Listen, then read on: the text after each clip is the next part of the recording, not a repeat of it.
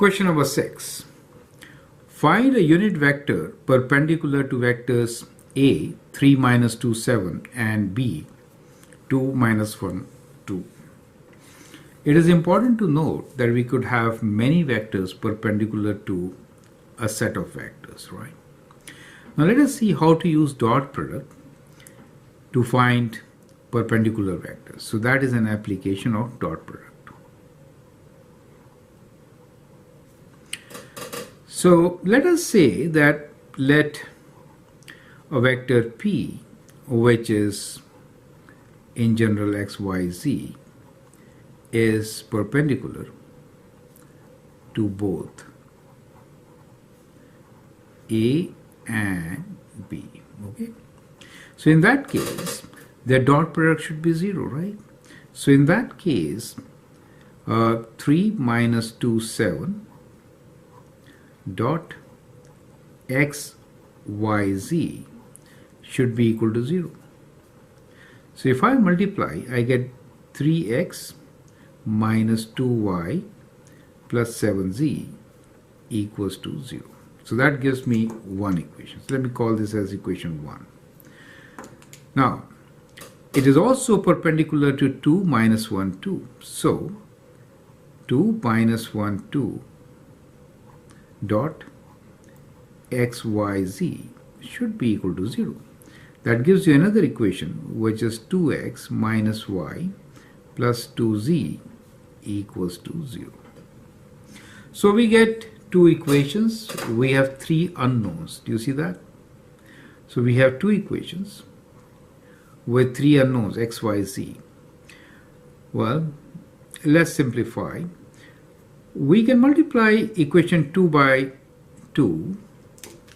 So if I do that, that is to say, I will do 2 times equation 2. In that case, what do I get? I get 4x minus 2y plus 4z equals to 0. So let me call this as our equation 3. So if you look at equation 1 and 3, we have made the coefficients of y same, right? So if I do equation 1, take away equation 3, then 3x minus 4x gives us minus x, minus 2y is 0, 7 minus 4 is 3, so we get plus 3z equals to 0, right? Now taking x to one side, or we can say that x is equals to 3z. So we get x in terms of z. Now in such cases, we can use a parameter. So we'll say let z equals to t. Now if z equals to t, then x is equals to 3t. Do you see that? So we used a parameter to further simplify. Now, using equation 1, which is for us 3x minus 2y plus 7z equals to 0, and we know x is equals to 3t and z is equals to t. We can substitute, right? So what we get here is 3 times 3t minus 2 times y plus 7 times t equals to 0. We can find y in terms of t. So taking this to the right side, we get 6t plus 7t. I'm sorry, 9t. 3 times 3 is 9. 9t plus 7t is equals to 2y. 9 plus 7 is 16. So 16t equals to 2y. Or that gives us y is equals to 16t over 2, which is 8t, right? So we get x as 3t, we substituted z as t, and now we get y as 8t.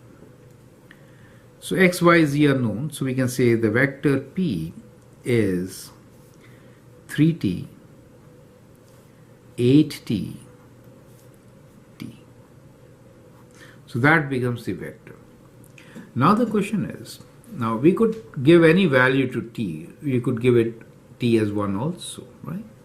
So we could give t as 1. So if t equals to 1, we do get a vector which is 3, 8 and 1, right? But the question here is, you need to find a unit vector perpendicular. Now this magnitude is not 1. To make it 1, what do we get? So the unit vector will be, you have to divide this vector by its own magnitude. Is it okay? To get unit vector. So what we get here is 3, 8, 1 divided by the magnitude, which is 3 square plus 8 square plus 1. And that gives you 3, 8, 1 divided by, let's add this, 9 plus 64 plus 1, so 10, 74, right? So the vector will be given to us as 3 over square root of 74. Let me rewrite this somewhere. Okay, let me just push this here. So we get here that P, unit vector P is 3 over square root of 74, 8 over square root of 74, and 1 over square root of 74, correct? So that becomes the unit vector. Perfect. So our answer, let me write here, answer is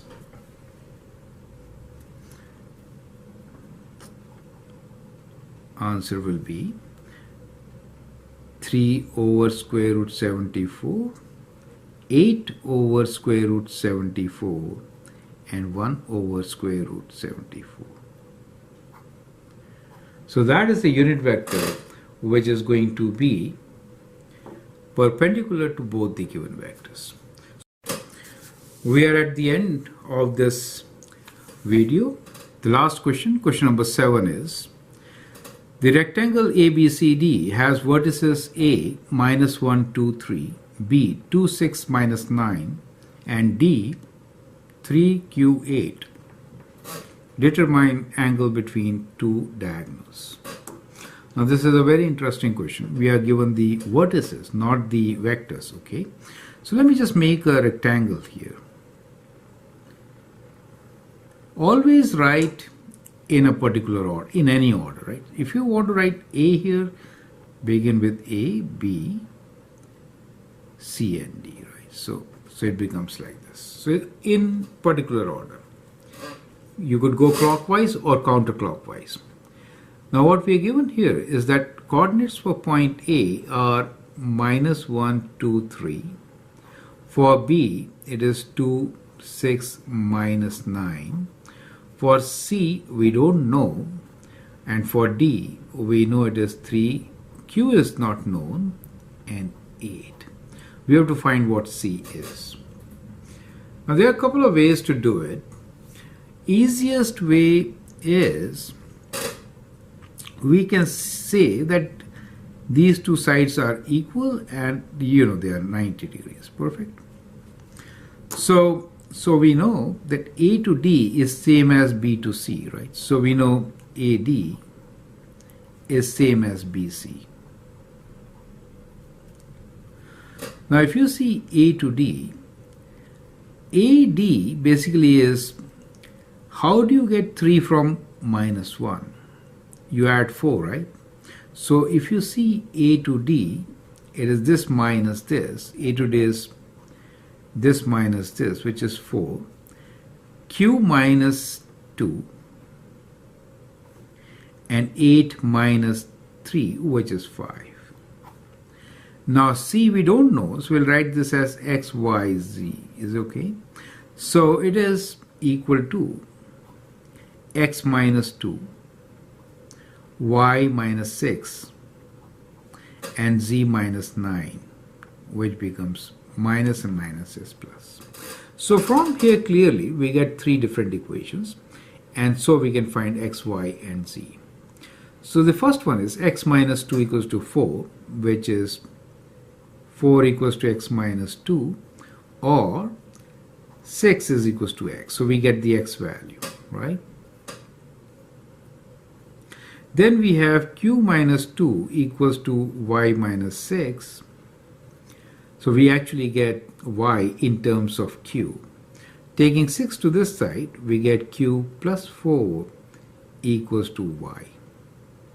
The last one here is 5 equals to z plus 9. Or when you take away 9 from 5, you get minus 4 equals to z.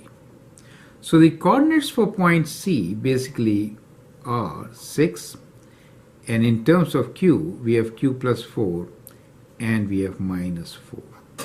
Right? Now that's the trick part. How do we find q? How do we find q?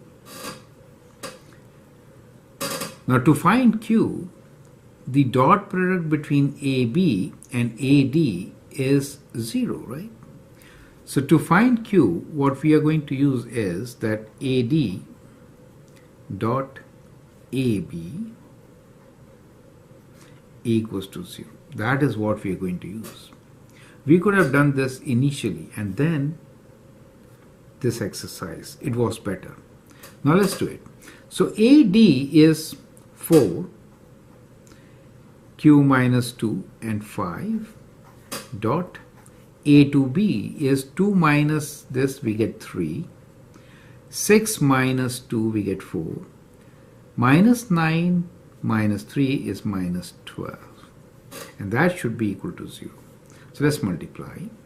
4 times 3 is 12 plus 4q minus 8 minus 12 times 5 is 60 equals to 0. So we can calculate q now. So 4q is equal to, let's do this. So we'll do 12 minus 8 minus 60, which is minus 56. Taking it to the right side, we get plus 56. So this gives you q as equals to 56 by 4. So 56 by 4 is 14, right? 14. Perfect. So we get a value of q. Since we know now q is 14, let me rewrite this as 3, 14 and 8. And q is 14, so this means c is equal to 6. 14 plus 4 is 18 minus 4. So we know c now. Since we know c, we can now find the diagonals and the angle between them. So diagonal AC, what is AC equals to now? So diagonal AC is c is 6, 18 minus 4. So diagonal AC is A is this, 6 minus minus becomes 1, 18 minus 2, minus 4, minus 3. That is AC. So AC is 7, 16, minus 7. That is AC. Let's find what BD is. Okay, so we can write DB as you wish. We can write DB. DB is 2 minus 3, which is minus 1, 6 minus 14, which is minus 8, and minus 9 minus 8, which is minus 70. So that becomes dB, right? This minus this. Now to find the angle between them, that is to say, now we have this diagonal. That is the angle theta we want, right? So the angle cos theta is equal to dot product of these two. So let me write 7, 16 minus 7 dot minus 1 minus 8 minus 17 divided by magnitude of these, which is 7 square plus 16 square plus minus 7 square times 1, let me write 164 and 17 square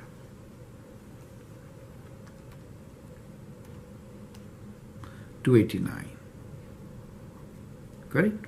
So that becomes the cos theta part. So let's do the dot product now.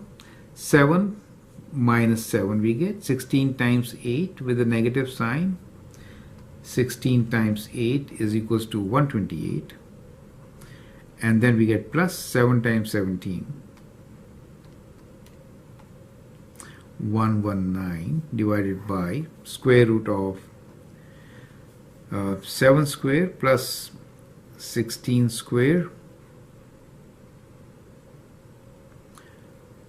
plus 7 square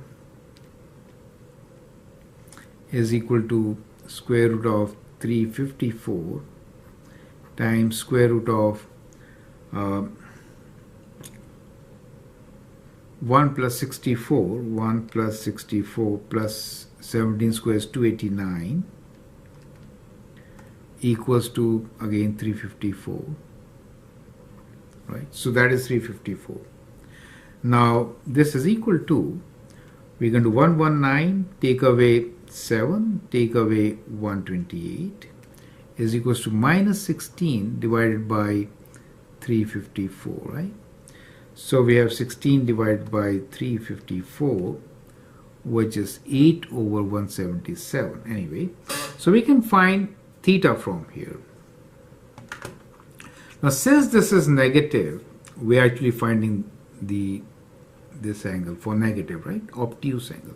So let me write the acute angle first, which will be kind of positive, because both are the right answers, right? So what we can do here is we can find theta as cos inverse of 16 over 354.